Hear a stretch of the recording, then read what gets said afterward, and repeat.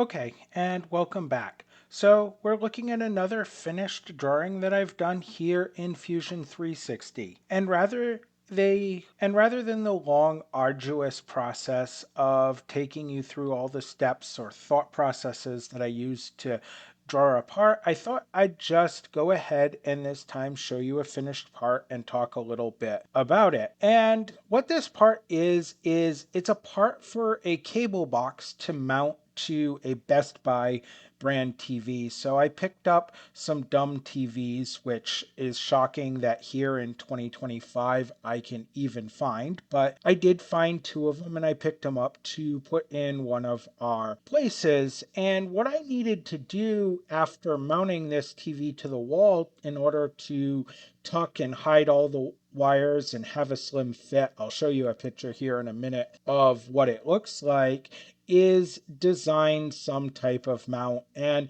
I turned to 3D printing because it's really all I have available to me other than maybe gluing and carving. And I'm not very good at either of those. So I turned to 3D printing and designed this piece here in Fusion 360. So we have some holes here in the face, which will allow the screws to pass through, and then a box where the cable box will sit. And the cable box is just going to slide through here and it's just going to hold it up and basically have a tension fit. So this box space here is only big enough for the cable box. So when it slides down in, it'll lodge against this because the cable box has a little bit of taper and it'll hold it snugly in. Now, the real complexity to this part is this geometry here. And what I chose to use is some mounting holes that were already on the TV for the TV's foot. And I was removing the foot because we were doing a wall mount. So I copied the geometry the best I could, just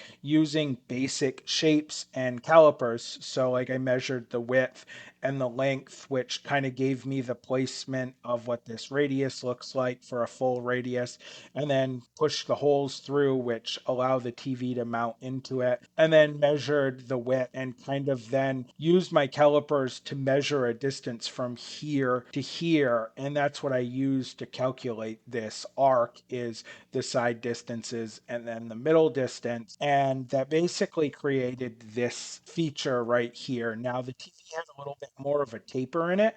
I did go with the smallest inside shape. So as the feature gets down into the TV a little bit more, it's going to be loose. But although I didn't fully measure the TV slot, I only measured the foot slot.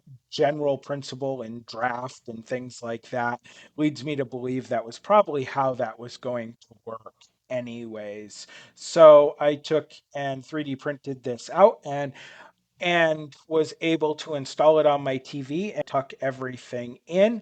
Right now, we're looking at the picture of this mount installed on my TV in my bedroom, and we're going to switch here to the side view of this.